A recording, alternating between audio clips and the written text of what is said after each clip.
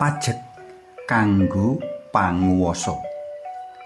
Panglimbang 5 menit dina Selasa Kliwon tanggal 2 Juni taun 2026. Kapetik saka Injil Markus bab 12 ayat 13 tekan ayat 17.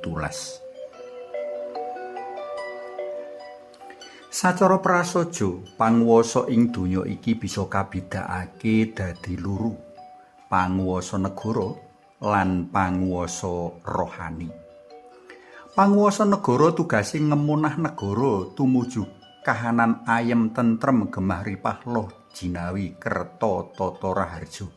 Mula kejaba kanggo ngragati program kerjani, pajek kang kasta rakyat uga kanggo nggaji panguwasa sarta para pejabate. Asile rakyat dikepenakake jalaran luwih gampang nindakake pangupajiwane. Nanging prayoga kapitakonake rikala pajek kang katetepake dhuwur nanging infrastruktur dalane panggah rusak. Njur nang endi playune pajek kang dhuwur mau? Panguwasa rohani tugase mranata umat selaras karo program-program kang wis katetepake bebarengan karo para pejabate, saengga urip karohanane umat ya tansaya maju raharja. Kegiatan-kegiatan rohani kayata sekami lumaku kanthi lancar sakmestine, kepara nyenengake jalaran biaya kang kabutuhake sumadyo kanthi cukup. Gusti Yesus sing waosan dina iki mratilake wigatine mbak warga mbayar pajek. Minangka warga negara, wong kudu mbayar pajek kanggo negara kang ing waosan kawakili dening kaisar. Dene minangka warga kratoning swarga, wong kudu mbayar pajek kanggo Allah sang panguwasa swarga. Panguwasa praja mono satemene dadi sambung asta dalam Gusti Allah jroning babar kabecikan marang umat manungsa.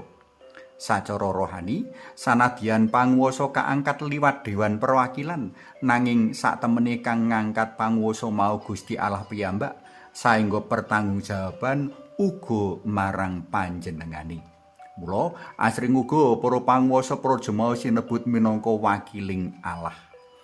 Marga sacara nyata panguwasa kapilih lan kaangkat dening warga, pertanggungjawaban uga marang warga masyarakat.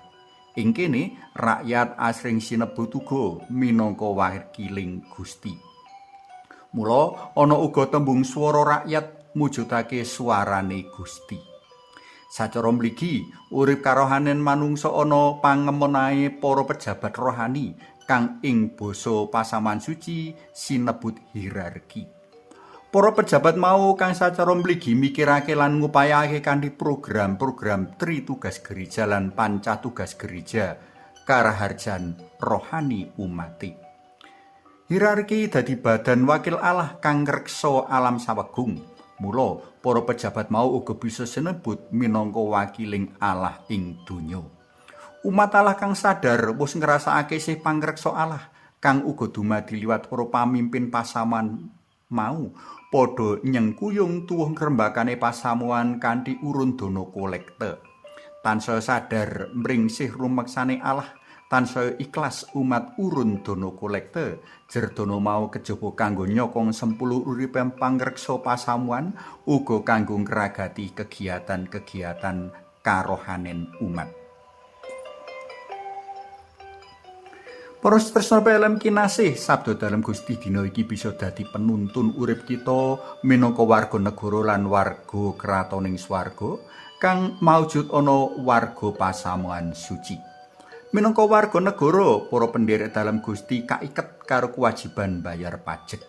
Minangka warga kratoning swarga, kejaba kaiket tanggung jawab ndedonga muji syukur marang Allah pangreksa donya, nanging uga kaiket tanggung jawab nyengkuyung manjurung program-program pasamuan.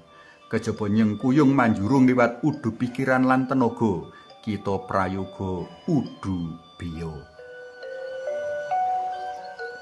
Suwawi sami munjuk kunjung asma dalem Yang Rama sayang putra tuwin Yang Roh Suci. Amin. Gusti Yesus kawula munjuk sembah nuwun awit sabda dalem dinten menika. Amin. Kunjung asma dalam Yang Rama, so Yang Putra Tuwing Yang Roh Suci. Amin.